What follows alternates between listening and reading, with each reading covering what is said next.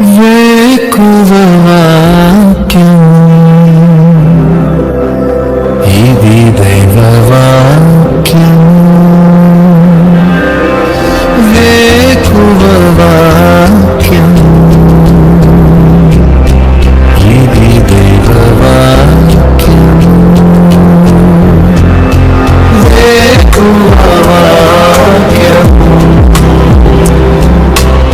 ఇది దైవ వాక్యం. వేకువ వాక్యం ఇది దైవ వాక్యం.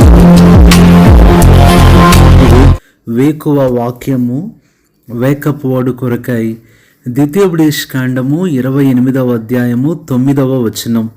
నీవు నీ దేవుడైన యెహోవా ఆజ్ఞలను అనుసరించి ఆయన మార్గములలో నడుచుకుని ఎడల యెహోవా నీకు ప్రమాణము చేసి ఉన్నట్లు ఆయన తనకు ప్రతిష్ఠిత జనముగా నిన్ను స్థాపించును. ఈ ఉదయకాల సమయంలో దేవుడు నీతో మాట్లాడుతున్న మాట, నిన్ను స్థాపించును. చాలా కాలంగా స్థాపించబడాలని కోరుకుంటున్నావు, కానీ స్థాపించబడలేకపోతున్నావు. ఎన్నో విషయాలలో ఇంకా స్థాపించబడలేక ఇబ్బంది పడుతున్న ప్రియ సహోదరుడా, సహోదరి, ఈ ఉదయకాలము దేవుడు ఒక వ్యక్తిని ఎప్పుడు స్థాపిస్తాడు, ఎలా స్థాపిస్తాడో ఈ వచనం మనకు తెలియచేస్తుంది.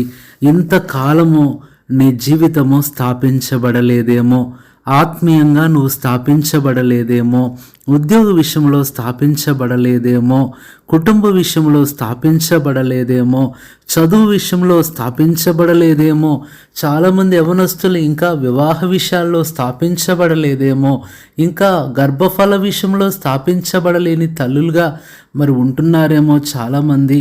ప్రియ సహోదరి, సహోదరుడా, ఈ ఉదయకాల సమయంలో దేవుడు మనతో మాట్లాడుతున్నాడు. నిన్ను నేను స్థాపిస్తాను, ఐ విల్ ఎస్టాబ్లిష్ యూ అంటున్నాడు. ఇది నువ్వు కూడా నిందల్లో, బాధల్లో, అవమానాల్లో ఉంటూ ఇక నా జీవితము స్థాపించబడదు ఇంతే అనుకుంటున్నావేమో. ప్రియ సహోదరి, సహోదరుడా, దేవుడు స్థాపించే జీవితాలు ఎలాంటివో తెలుసా? అలల చేత కొట్టబడి, నిరీక్షణ లేక, నిందలతో, అవమానాలతో, బాధలతో, మనుషుల చేత మోసం చేయబడి, పాడు చేయబడి ఇక నా జీవితము స్థాపించబడదు అని ఎవరనుకుంటారో వారినే గొప్పగా స్థాపించే దేవుడు. ఇలాగ బైబిల్లోనే కాదు, బయట కూడా ఎంతోమంది స్థాపించబడుతూ వచ్చారు. ఇది ఎవరో అని ఉండొచ్చు, నువ్వు స్థాపించబడలేవు అనగా నువ్వు బాగుపడవు, నువ్వు కుటుంబంగా కట్టబడవు, నీకు వివాహమే కాదు, నీకు ఉద్యోగమే రాదు, నీకు పిల్లలే పుట్టరని అనేక మాటలు అని మనుషుల వైపు చూడొద్దు. కొన్నిసార్లు నీ మనస్సాక్షి కూడా నిన్ను చాలా బలహీనపరిచి ఇక నువ్వు పాడైపోతావు, నువ్వు బాగవవు, నీకు ఏదీ జరగదు, నీకు ఎవరు లేరు, బిడ్డలు లేరు, ఎవరు భవిష్యత్తు లేదు, ఏమైపోద్ది నీకున్నదంతా అని రకరకాలైన ఆలోచనలు వస్తున్నాయేమో. ప్రియ సహోదరి, సహోదరుడా, దేవుడు నిన్ను ఏర్పరచుకుంది ఎందుకు అనుకున్నావు? అసలు భూమి మీద నిన్ను పుట్టించిన ఉద్దేశం ఎరుగుదువా? నిన్ను స్థాపించాలనే. ఒకవేళ స్థాపించబడాలని లేకపోయినప్పటికీ కూడా స్థాపించే బాధ్యత దేవుడు తీసుకుంటాడు. ఈ ద్వితీయోపదేశకాండం 28:9లో 2 విషయాలు కనపడుతున్నాయి. అక్కడ ప్రభువు అంటున్నాడు, ఆయన మార్గములలో నడుచుకొనిన ఎడల. ఇక్కడ ఆయన మార్గములు మన నడక. ఈ 2 విషయాలు చాలా గుర్తుపెట్టుకోవాలి, బాగా గుర్తుపెట్టుకోవాలి. గాడ్స్ వేస్, మ్యాన్స్ వాక్స్ అనగా దేవుని మార్గాలు, మానవుని నడక. ఈ 2 కూడా కలిసినప్పుడు ఒక వ్యక్తి స్థాపించబడతాడు, దీవించబడతాడు. మానవునికి ఉన్న ఆ నడక ఏ మార్గంలో ఉండాలంటే దేవుని మార్గంలోనే ఉండాలి. ఉదాహరణకి చెప్పాలంటే ఈ రైల్వే ట్రాక్స్ ఎందుకు ఉన్నాయి అంటే దాని మీద బస్సులు, ఆటోలు, లారీలు నడవటానికి కాదు, ట్రైన్లు మాత్రమే నడవాలి. అలాగే రోడ్ల మీద ట్రైన్లు, ఓడలు, ఈ విమానాలు నడవు, మామూలు వాహనాలే నడుస్తాయి. అలాగే ఆకాశంలో ఏరోప్లేన్స్, ఫ్లైట్సే వెళ్తాయి, కానీ బస్సులు, లారీలు, ఓడలు వెళ్ళలేవు. అలాగా దేవుని యొక్క మార్గాలలో మన నడక ఉన్నప్పుడు అది ఎంత గొప్ప విజయవంతంగా ఉంటుంది. నువ్వు నడుస్తున్నావు కానీ అవి దేవుని మార్గాలుగా కాదు. ప్రియులారా, దేవుని మార్గాల్లో నడవకపోవటము అంటే అర్థం ఏంటంటే నీవు వేరే మార్గాల్లో నడుస్తున్నావు. ఉదాహరణకు చెప్పాలంటే రైల్వే ట్రాక్ మీద బస్సు నడిపిస్తే ఏమన్నా ప్రయోజనం ఉంటుందా? నడవగలదా? ప్రియ సహోదరి, సహోదరుడా, అలాగే రోడ్డు మీద ట్రైన్ నడిపిస్తే వెళ్ళగలుగుతుందా? నీ జీవితం కూడా ఇన్ని సంవత్సరాలైనా కాలమంతా అయిపోతున్నప్పటికీ కూడా వెనకబడిపోవటానికి కారణము ఇదే నీ జీవితంలో జరుగుతుంది. దేవుడు నీ కొరకు ఏర్పరచుకున్న మార్గాలు ఉన్నాయి, అందులో నువ్వు నడవకుండా వేరే మార్గాల్లో నడుచుకుంటున్నావు, సొంత మార్గాల్లో నడుచుకుంటున్నావు, మనుషుల మార్గాల్లో నడుచుకుంటున్నావు, లోక సంబంధమైన మార్గాల్లో నడుస్తున్నావు. కాబట్టి ఇంకా నీ జీవితము సరవటం లేదు, తప్పిపోతున్నావు, పడిపోతున్నావు, తొలగిపోతున్నావు. ఈ ఉదయకాల సమయంలో ఇలా చేసి చూడు. దేవుడు నీ కొరకు ఏర్పరిచిన మార్గంలో నడవటం అంటే ఏంటి? బైబిల్లో ఎంతో మందిని మనం చూసాము. వారి యొక్క నడకే వారి జీవితాన్ని స్థాపిస్తూ వచ్చింది. ఉదాహరణకి మనం చూస్తే అబ్రహాము దేవుని మాట విని నడుచుచు ఆయన చూపించే ప్రదేశానికి వచ్చి ఎలా స్థాపించబడ్డాడు? ఎన్ని నిందలు, అవమానాలు, శ్రమలు వచ్చినా తట్టుకొని ఆ పరిశుద్ధ మార్గంలో నడిచిన యోసేపు ఎలా స్థాపించబడ్డాడు? ఎన్నో ఘోరమైన పరిస్థితులు, శత్రువులు, వేదనలు ఎదురైనప్పటికీ కూడా తను నమ్మిన మార్గంలో నడిచిన దావీదు ఎలా స్థాపించబడ్డాడు? ఎస్తేర్ ఎలా స్థాపించబడింది? రూత్ ఎలా స్థాపించబడింది? ఇలాగ మనం చూస్తే ఎంతో మందిని స్థాపించిన దేవుడు నిన్ను స్థాపించడా? హన్నాను తల్లిగా స్థాపించాడే, నిన్ను స్థాపించలేడా? రూతును భార్యగా స్థాపించాడే, నిన్ను స్థాపించలేడా? దావీదుని గొప్ప ఉద్యోగిగా, రాజుగా స్థాపించాడే, నిన్ను స్థాపించలేడా? యాకోబును ఒక కుటుంబం ఇచ్చి ఎంతగానో అభివృద్ధి చేసిన దేవుడు నిన్ను స్థాపించలేడు అనుకుంటున్నావా? ప్రియ సహోదరి, సహోదరుడా, ఒక్క మాటలో చెప్పాలంటే దేవుడు ఇంతమందిని స్థాపించి ఆ తర్వాత స్థాపించబోయే వరుసలో ఉంది నువ్వేనేమో. ఈ రోజు నుంచే నీ స్థాపన ప్రారంభమవ్వచ్చు. అయితే ఎలాగా నడుచుకోవాలి అనే మాట చాలా గొప్ప విషయము. ఇది ఆలోచించాలి. God's ways man walks. దేవుడు మార్గాలు చెప్తాడు, మానవుడు అందులో నడుచుకోవాలి.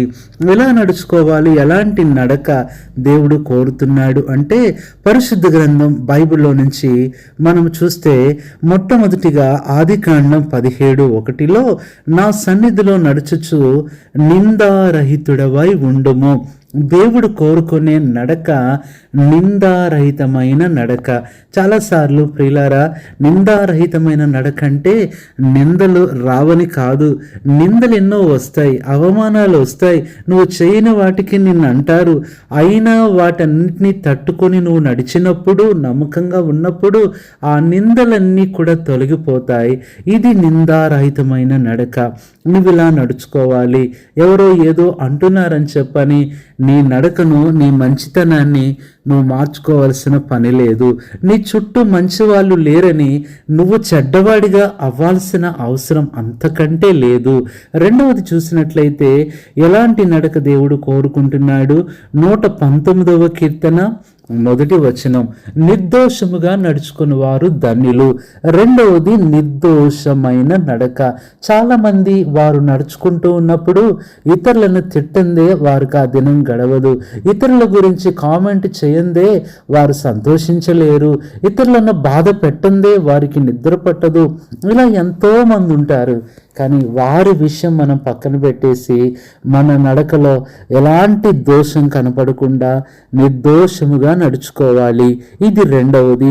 మూడవది, దేవుని మార్గంలో మన నడక ఎలా ఉండాలి అంటే 106వ కీర్తన 3వ వచనం, నీతిని అనుసరించి నడుచుకుని వారు ధన్యులు. మూడవది, నీతి నడకను దేవుడు కోరుతున్నాడు. నువ్వు నడుచుకునేటప్పుడు చాలా నీకు నష్టాలు కలగవచ్చు, లాభాలు రాకపోవచ్చు, ఇబ్బందులు రావచ్చు, శోధనలు రావచ్చు ప్రియులారా. అయినప్పటికీ కూడా నీ నీతిని వదలక నువ్వు అలాగే నడుచుకున్నప్పుడు దేవుడు నీకు సహాయం చేస్తాడు. నీ ఉద్యోగంలో కూడా మరి ఎన్నెన్నో శోధనలు నీకు వస్తాయి, ఎన్నెన్నో సాతాను నిన్ను చాలా రకాలుగా గాలం వేసి తప్పు చేయించాలని చూస్తాడు. ఏ మాత్రం కూడా నీ నీతిని విడిచిపెట్టొద్దు. నీకు లాభం లేకపోయినా పర్వాలా, ఇతరులు లాభం పొందుతున్నా పర్వాలేదు, కానీ నీకున్న దాంతో నువ్వు సంతోషించు. నీకున్న కొద్దితోనే నువ్వు తృప్తిగా ఉండు. ఎందుకంటే నీతిమంతునికి కలిగినది కొంచెమైనను యెహోవా దాన్ని ఆశీర్వదిస్తాడు. భక్తిహీనుల లాభ సంపాదన అది వారికి లాభదాయకం కాదు. ప్రియులారా, ఇది 3వ నడక. 4వది చూసినట్లయితే ఇర్మియా 22:3, నీతి న్యాయములను అనుసరించి నడుచుకొనుడి. నీతి తర్వాత 4వది న్యాయమైన నడక. న్యాయముగా మనం నడుచుకోవాలి. నిజమే, భౌతిక విధముగా మనం న్యాయముగానే నడుచుకుంటాం. ఉదాహరణకి చెప్పాలంటే మరి రోడ్డు మీద వెళ్తున్నప్పుడు ఎడం వైపు నడవాలని, అట్లాగే మరి ఫుట్పాత్ మీద నడవాలని, ఇంకా జీబ్రా లైన్స్లో నడవాలని, ఇలాగ ఎన్నెన్నో మరి ట్రాఫిక్ రూల్స్ పాటించే మనము స్పిరిచువల్ రూల్స్ ఎన్నో ఉంటున్నాయి. ఇలా నడవకూడదు, అలాగ ప్రవర్తించకూడదు, దేవునికి విరోధంగా ఉండకూడదని ఎన్నెన్నో ఆత్మీయ రూల్స్ ఉన్నప్పటికీ కూడా చాలాసార్లు వాటిని పాటించక మనం నష్టపోతాం. కాబట్టి దేవుడు మనల్ని స్థాపించాలంటే ఉండాల్సిన 4వ నడక న్యాయముగా నడుచుకోవాలి. మీకా 6:8లో ప్రభు అదే కోరుతున్నాడు, న్యాయముగా నడుచుకున్నట్టు అంటున్నాడు.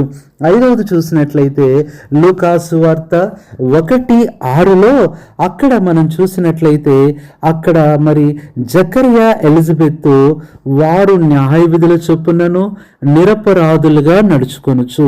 5వ నడక నిరపరాధమైన నడక నడుచుకుంటూ మనం ఎలాంటి అపరాధాలకు తావివ్వకుండా ప్రభువును సంతోషపెడుతూ మనం నడుచుకోవాలి. అలాగే 6వ నడక మనం చూసినట్లయితే రోమా 6:4, అలాగే మనమును నూతన జీవం పొందిన వారమై నడుచుకున్నట్లు అంటున్నాడు. అనగా 6వది నూతన నడక. అంటే మన నడకలో ఎల్లప్పుడూ నూతనత్వం ఉండాలి, కానీ పొరపాటున తెలిసి తెలియక నడిచిన పాత మార్గాలు, అన్యాయ మార్గాలు, అలాంటి మార్గాల్లోకి మనం వెళ్ళకూడదు. ప్రభువే నిన్ను నూతనంగా నడిపిస్తాడు. ఇది 6వది. 7వది చివరిది యెషయా 58:11, యెహోవా నిన్ను నిత్యము నడిపించును. 7వది నిత్యమైన నడక. ఈ ఉదయకాల సమయంలో ఇంత మంచి నడకలు ఉన్నప్పుడు ఇంకా ఎందుకు లోక సంబంధంగా ఎవరినో అనుసరించి నడుచుకుంటావు, ఎవరినో నువ్వు ఫాలో అవుతున్నావు. ఆ నడకలు మంచివి కాదు. ఇప్పుడు నీ ముందు నడుస్తున్న మనుషులందరూ కూడా ఒక దినాన పడిపోయే వాళ్ళే, కానీ నిన్ను నడిపించేది ప్రభువే. ఆయనను పోలి నువ్వు నడుచుకున్నప్పుడు నీ జీవితం మారిపోతుంది. కాబట్టి ప్రియ సహోదరుడా, సహోదరి, ఇంకా ఏదైనా ఆయన మార్గంలో తప్పిపోయి లోకంలో నడుచుకుంటున్నావా, పాపంలో నడుచుకుంటున్నావా, మరలా చీకట్లో నడుచుకుంటున్నావా, ఏదైతే అసహించుకొని వద్దనుకుంటున్నావో మరలా వాటిని ఆలోచిస్తూ అటు వెళ్ళాలి, ఎక్కడ నడుచుకోవాలనుకుంటున్నావా, ప్రియ సహోదరుడా, సహోదరి, నీ పాదాన్ని వెనకకి తీసివేసుకో. దేవునికి విరోధమైన నడక అది దేవునితో పోరాడటమే. దేవునితో పోరాడి ఎవరు జయించగలరు? కాబట్టి దేవునికి విరోధంగా మనం ఉండకుండా ఆయనకు అనుకూలంగా ఉంటూ ఆయనలో నడుచుకొని నీ జీవితం కూడా స్థాపించబడినట్లుగా ప్రభువే నీకు సహాయం చేయునుగాక. ఈ దినాన నీవు ఏ విషయంలో స్థాపించబడాలనుకుంటున్నావో ఈ ప్రార్థనలో ఏకీభవించు. ఈరోజే దేవుడు ఇప్పుడే నిన్ను స్థాపించి నిన్ను ఆశీర్వదిస్తాడు. నీ కొరకు ప్రార్థన చేస్తాం. పరిశుద్ధుడైన తండ్రి, ప్రభువైన యేసు క్రీస్తు నామములో నీ పాదములు కొందనాలు చెల్లిస్తూ ఈ ఉదయకాల సమయంలో ప్రభువా మాతో మాట్లాడుతూ వచ్చిన ద్వితీయోపదేశకాండం 28:9 బట్టి ఎంతో వందనాలు ప్రభువా. మమ్మల్ని స్థాపించాలంటే నీ మార్గాల్లో నడుచుకోవాలని, ఎలాంటి నడక కావాలో మాతో మాట్లాడుతూ వచ్చారు.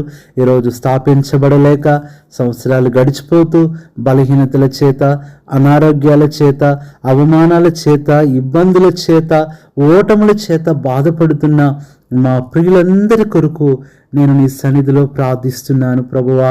ఆరోగ్యంలో స్థాపించండి, అంతేకాదు చదువులో స్థాపించండి, ఉద్యోగంలో స్థాపించండి, వివాహంలో స్థాపించండి, కుటుంబంలో స్థాపించండి.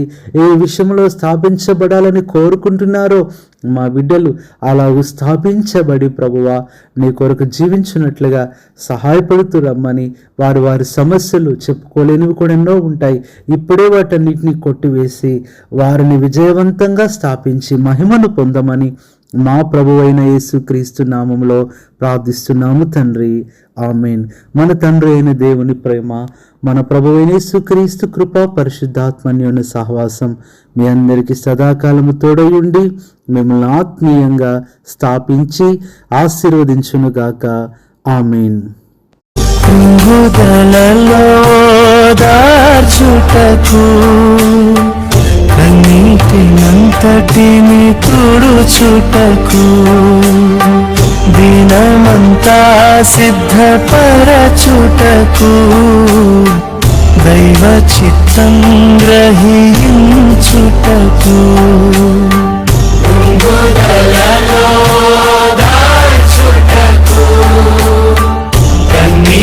కన్నీటినంతటిని తుడుచుటకు దినమంతా సిద్ధపరచుటకు